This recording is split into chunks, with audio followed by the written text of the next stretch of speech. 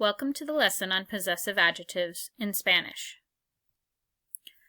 Possessive adjectives are the logical follow-up to nouns, articles, and adjectives because, as adjectives, they still have to align with the noun that they modify. Now, possessive adjectives denotes who owns an object, and there's two moving pieces when working with possessive adjectives. They must always precede the noun they modify, and they must agree with the noun they modify in number and sometimes gender. Now remember, number refers to something being singular or plural, and gender is masculine or feminine. Now here's the important part. Here are the two moving pieces. You have to look at two different things in a sentence to determine which possessive adjective is needed. The owner of the object narrows down your possessive adjective options. The object that is owned determines the gender and number that the possessive adjective must take.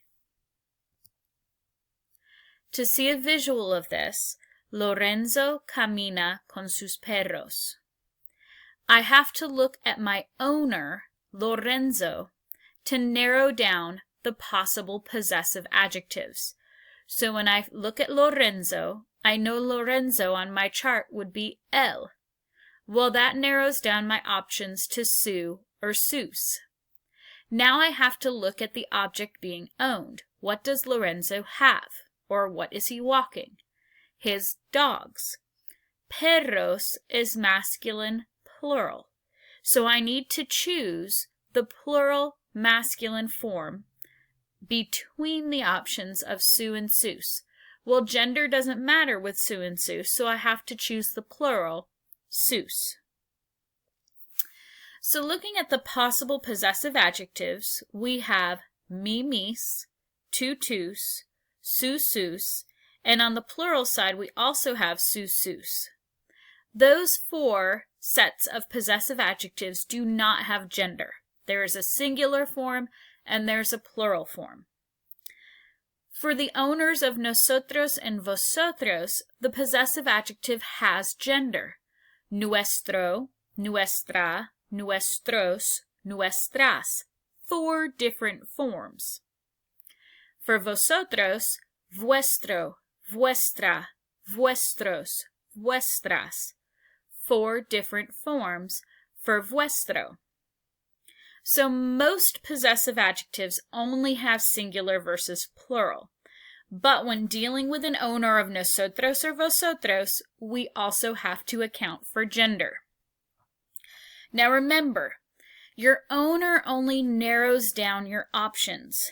The object being owned decides which of those options to choose. So in the example, yo tengo mis libros en mi mochila, yo is the owner. Well, that tells me for my possessive adjectives I can choose between me and mis. I chose mis to match up with libros, and I chose mi to match up with mochila. ¿Tienes tú el horario para tus clases? Well, tú is the owner, so my options are narrowed down to tu and tus. I pick tus because of clases. Clases is plural. Javier estudia mucho para sus exámenes. Javier is my owner, so I am narrowing down my options to su and sus. Well, exámenes is plural, so I have to pick the plural of those two options, sus. Nosotros vendemos nuestra casa. Nosotros is the owner, so I have 4 possible options. Nuestro, nuestra, nuestros, nuestras. I pick the feminine singular because casa is feminine singular. So it's really important for the nosotros owner and the vosotros owner for me to remember what the gender endings are for my nouns. So in this case, nuestra matched up perfectly. Now it's time for you to show me what you've learned. See you in class.